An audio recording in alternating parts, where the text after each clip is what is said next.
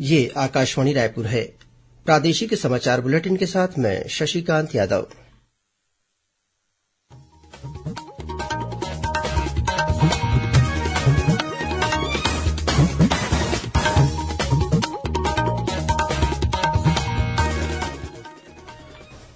और अब पेश है आज के मुख्य समाचार। एनडीए की राष्ट्रपति पद की उम्मीदवार द्रौपदी मुर्मू ने आज संसद भवन परिसर में नामांकन दाखिल किया। भारतीय वायुसेना ने अग्निपथ योजना के अंतर्गत अग्निवीरों के पहले बैच की भर्ती के लिए आज से पंजीकरण शुरू किया। प्रदेश में कोरोना संक्रमण के मामले एक बार फिर बढ़ने लगे। रायपुर नगर निगम ने कॉन्टैक्ट ट्रेसिंग, होम आइसोलेशन जैसे कार्यों के लिए 12 सदस्यीय टीम बनाई। और राज्य में कल 1-2 स्थानों पर गरज चमक के साथ आकाशीय बिजली गिरने और भारी वर्षा होने की संभावना।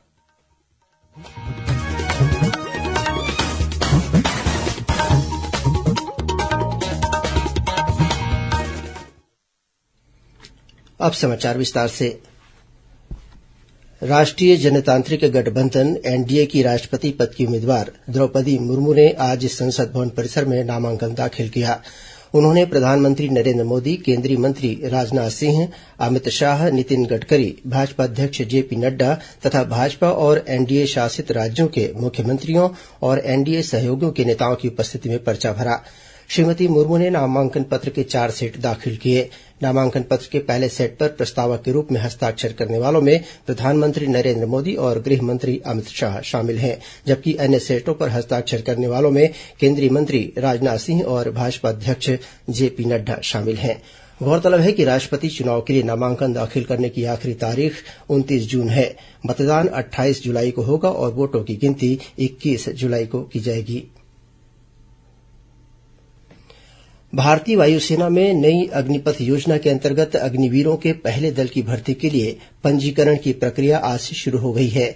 इच्छुक उम्मीदवार आधिकारिक वेबसाइट agnipathy.cdac.in पर भर्ती प्रक्रिया के लिए ऑनलाइन आवेदन कर सकते हैं। ऑनलाइन परीक्षा 24 जुलाई से 31 जुलाई के बीच देशभर के 250 केंद्रों में आयोजित की जाएगी। भर्ती प्रक्रिया इस वर्ष के अंत तक पूरी हो जाएगी।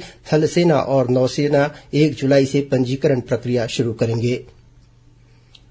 प्रदेश में कोरोना संक्रमण के मामले एक बार फिर बढ़ने लगे हैं। कल प्रदेश में 9,864 सैंपलों की जांच में 114 व्यक्ति कोरोना संक्रमित पाए गए।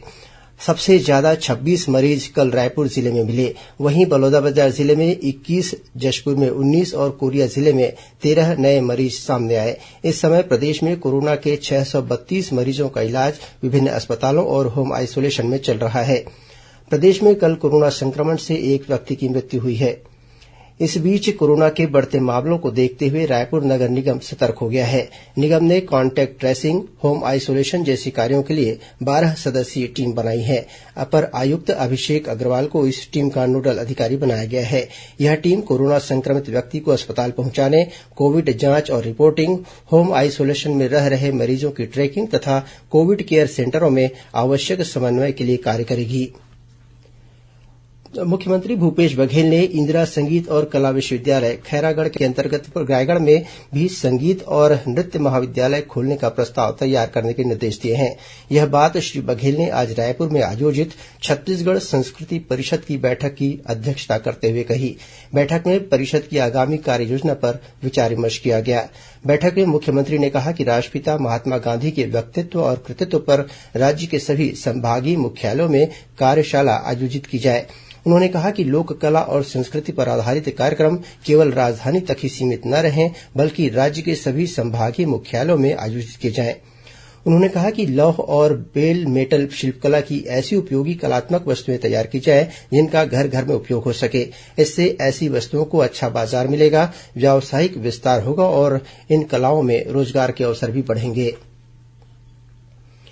मुख्यमंत्री भूपेश बघेल ने आज नवा रायपुर में छत्तीसगढ़ राज्य वन निगम के अधिकारियों कर्मचारियों के लिए करीब 6 करोड़ रूपये की लागत से निर्मित 5 मंजिला भवन का वर्चुअल लोकार्पण किया। इस नवनिर्मित भवन में 16 प्रकोष्ठ हैं। वहीं चौथी मंजिल पर ट्रांजिट हॉस्टल और कम्युनिटी हॉल है। इस अवसर पर मुख्यमंत्री ने कहा कि इस भवन के बन जाने से विभागीय अधिकारियों कर्मचारियों को बेहतर आवासीय सुविधा उपलब्ध होगी। कार्यक्रम की अध्यक्षता वन मंत्री मोहम्मद अकबर ने की। शिक्षकों के प्रमोशन मामले की अगली सुनवाई 12 जुलाई को होगी। छत्तीसगढ़ उच्च न्यायालय में आज इस मामले की सुनवाई शुरू हुई। आज कोर्ट ने इस संबंध में मामले की पूरी जानकारी ली। उसके बाद अगली सुनवाई के लिए 12 जुलाई की तारीख तय की। तब तक स्टे लगा रहेगा और शिक्षकों के प्रमोशन की प्रक्रिया बाधित रहेगी। बिलासपुर कटनी रेल मार्ग पर अनूपपुर शहडोल के बीच चल रहे नॉन इंटरलॉकिंग कार्य के दौरान रेलवे के क्षेत्रीय प्रबंधक योगेन्द्र सिंह भाटी ट्रेन की चपेट में आ गए, जिससे उनकी मौत हो गई। वे दक्षिण पूर्व मध्य रेलवे के बिलासपुर डिवीजन अंतर्गत बैकुंठपुर में पदस्थ थे। मिली जानकारी के अनुसार श्री भाटी कल शाम नॉन इंटरलॉकिंग कार्य का निरीक्षण कर रहे थे। इसी दौरान एक ट्रैक पर कटनी बिलासपुर मेमू आ गई, जिसे देखकर वे दूसरी पटरी की ओर चले गए। तभी उस पटरी पर भी मालगाड़ी आ गई और वे ट्रेन की चपेट में आ गए। गंभीर हालत में श्री भाटी को धनपुरी अस्पताल ले जाया गया, जहां डॉक्टरों ने उन्हें मृत घोषित कर दिया। मुख्यमंत्री भूपेश बघेल ने 2018 बैच के भारतीय रेलवे सेवा के अधिकारी श्री भाटी के आकस्मिक निधन पर गहरा शोक व्यक्त करते हुए उन्हें श्रद्धांजलि अर्पित की है। प्रादेशिक समाचार आप आकाशवाणी रायपुर से सुन रहे हैं। छत्तीसगढ़ की खबरों से है आपका वास्ता और खबरों की विश्वसनीयता से है हमारा वास्ता। आकाशवाणी समाचार रायपुर के प्रादेशिक समाचार बुलेटिन के साथ ही हमारे समसामयिक कार्यक्रम आप रेडियो के अलावा अपने मोबाइल पर भी सुन सकते हैं। आकाशवाणी समाचार फेसबुक, ट्विटर और यूट्यूब पर भी उपलब्ध है। हमारा Facebook page Chhattisgarh news on AIR, Twitter handle CGAIR news और हमारे यूट्यूब चैनल है छत्तीसगढ़ AIR न्यूज। तो अब रेडियो के साथ ही आपके मोबाइल के जरिए भी हम पहुंच रहे हैं आप तक। छत्तीसगढ़ की हर खबर के लिए सुनते रहिए आकाशवाणी समाचार।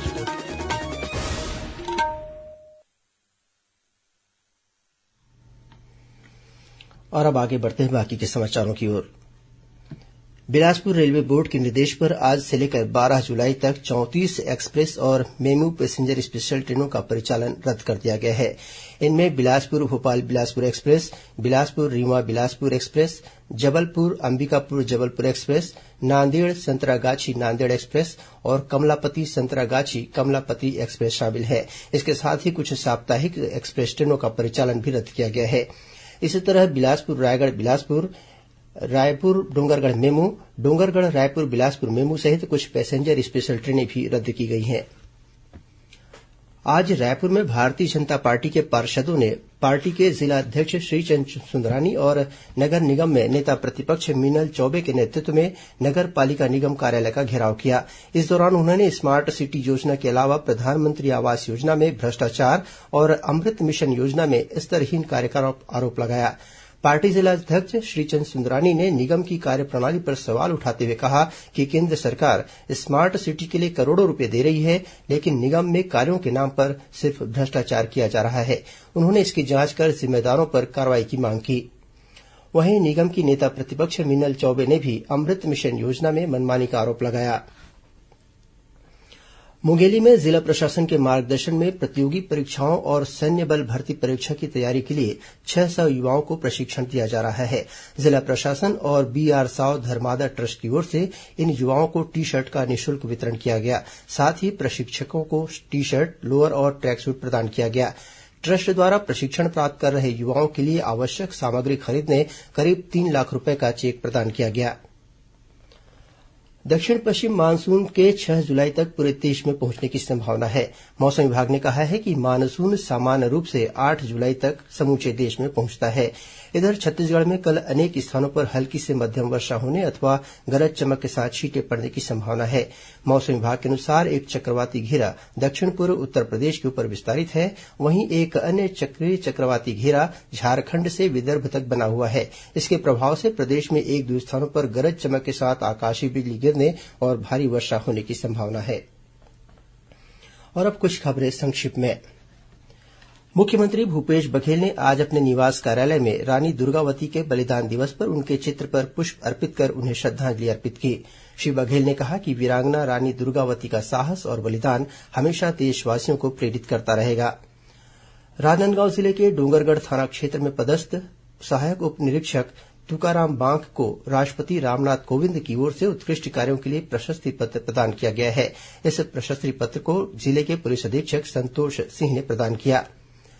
राष्ट्रीय सांख्यिकी कार्यालय द्वारा रायपुर के न्यू सर्किट हाउस में आगामी 27 जून को विश्वविद्यालयों और महाविद्यालयों के विद्यार्थियों के लिए सांख्यिकी पर प्रश्नोत्तरी प्रतियोगिता का आयोजन किया गया है।